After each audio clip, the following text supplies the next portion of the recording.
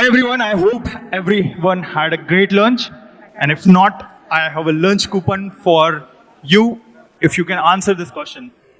Do you know how many years it took humans to go from hunter-gatherer to being a farmer? Any guesses, anyone? 30,000 years, 80,000 years? Yes, sir, in the back. Any guesses? How many years? Like, क्या पांचवी पांच से तेज हैं? Sort of question here. Right? So it was 12,000 years. How many years do you think it took us to go from farmers to industrialists? Like second lunch coupon here for the winner. Yes, ma'am. So, no, sorry, 5,000 years. Right, so we are talking from industrial age in Europe, UK, France, and then it came to India by the British, of course. Maybe you can guess the next one. Industrialist to information age. The mobile we use. No, this is just 100 years. Because technically speaking, 1950, right, was the start of the information age when it got it transforming. Now this is really easy. I'm sure everyone will guess it. How many years did it took to adopt Gen AI for us? Right? Any guesses? Again. Right, so that's saying 1 year. So that's correct. Less than 1 year, more or less everyone has adopted Gen AI. It is the future period. There's no doubt about it. And as you can see, as technology advances, adoption will increase. Thread, a mobile app, had 50 million users within a year. ChatGPT, all know what happened with it as educators, teachers. Now, students and industries have adopted Gen AI. But as educators, we are still lagging far behind. It's not enough to just add it in our curriculum. We have to adopt it in every process. The student, the parent, the teachers, the management, everywhere. And let's see how it can help us. Now, as Gen AI penetrates more and more in the last 2 years, 2023, I guess, ChatGPT started. Now more and more models are coming. How can you as educators adopt on a personal level to increase your productivity and to ensure your organization remains top? Because whoever starts adopting first is going to simply win. So you can start with automating your repetitive, boring tasks, right? That is what you want robots to do. There was a robot here right now, so you want robot to sweep, to do the dishes, so that you can focus your time on more pertinent things in life. So similarly, why spend time on repetitive tasks? Of course, some ERP solutions have come there, some attendance tracking solutions have come there, but that's just the starting point. Second front where we are still far behind is personalized learning. So Sheetal ma'am talked about inclusion. We cannot have inclusion till every child is getting same learning resources, the care of a same teacher. So I grew up in a tribal district with MP board. I got into IIT Mumbai because of a great teacher that me and my brother had, who had conversations with us on a more or less on a daily basis, right? Who took care of us. Now, every good teacher wants to ensure good outcomes for their students, but they just don't have the bandwidth.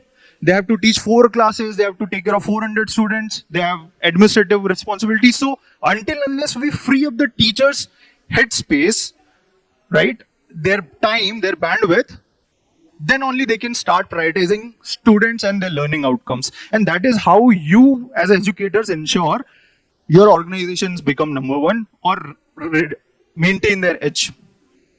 Transparency is another big thing where I'm the biggest advocate of. If parents know on a daily basis how their ward is doing in the classroom, then every parent can take immediate action.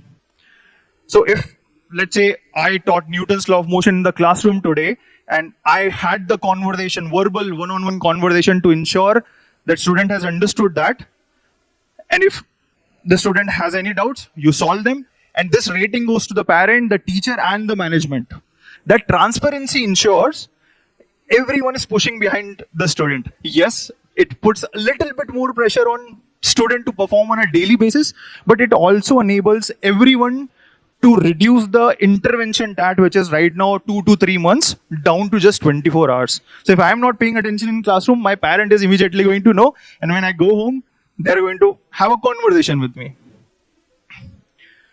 And if we increase transparency and edtech, definitely things are going to be much better.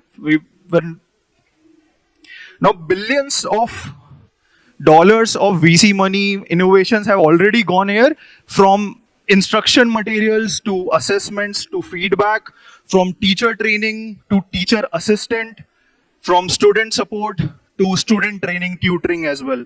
So you'll find a AI startup doing and trying to help automate your needs. Of course, as educators, your priority is to figure out what is your goal for your organization, for yourself. Focus on that. But I would humbly request you to start exploring out there, because everything you adopt will give you an extra edge. If you can improve, let's say there are 100 processes in your school, if you improve 20 processes by 1%, you end up improving your school by 20%, right?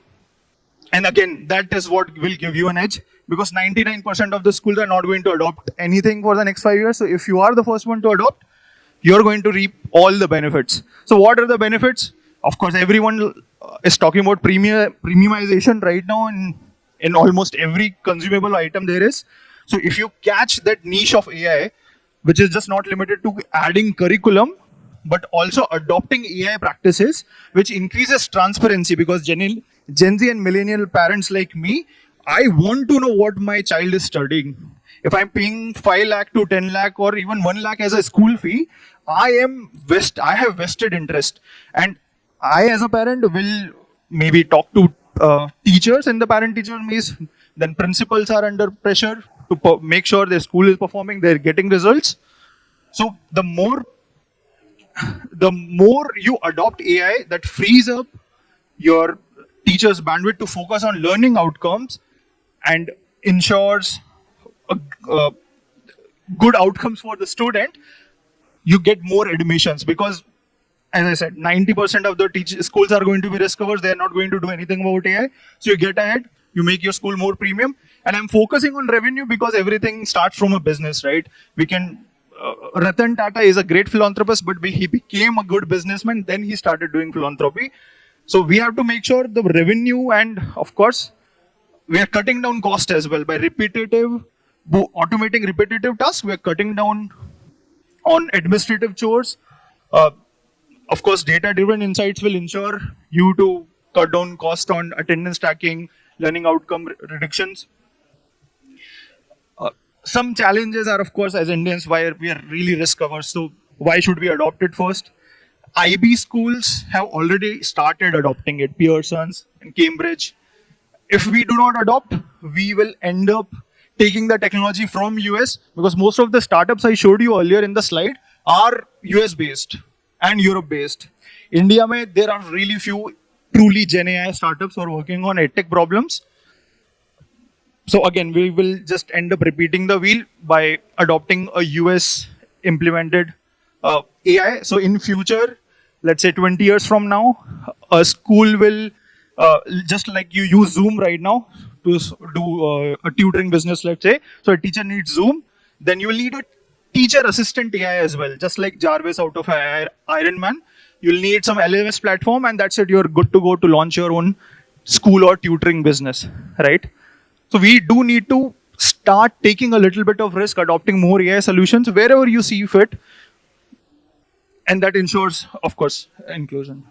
So that's the future. My future is that, since I come from that MP board, tribal district, tier 3 background, my vision is to see same level of resources for the kids of Ambani and a tier 3 student like me, right? If we are able to do that, then only we are achieving true inclusion. And that cannot be sadly done via teacher. Physics wala is trying to do it. That's why they are so famous, right? Because they are trying to provide quality content to everyone. But any AI will make sure that inclusion happens, for sure. Because that's the level of care the student will receive on a one-on-one level basis. Now, we have been working on such AI for the last 4 years, so which we call Teach and Train AI as a teacher assistant for the teacher. So if I teach Newton's law of motion to 100 students here, I don't have the bandwidth to talk to every student.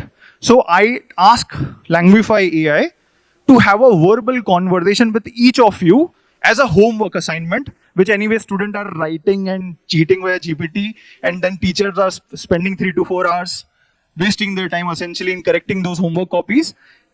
They have that conversation with the AI and they get feedback on their Newton's law of motion understanding, their spoken English skills, and articulation.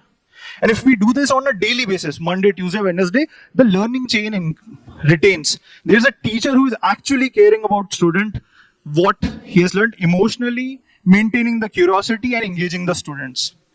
Now we have, for the last 4 years, we are live with more than 1 lakh students. So students love having conversations with something new as well. And I'm sure it will make you curious as well कि यार क्या conversation करता है, right? So that is what happens with poor performing student. They practice, let's say they got 40 out of 100, poor score for Newton's law of motion. So have one more conversation, which increases their score. So in their mind, they're increasing their score, but they end up revising 2 to 3 times the same homework assignment on the same day, on Monday itself. So that ensures learning retention.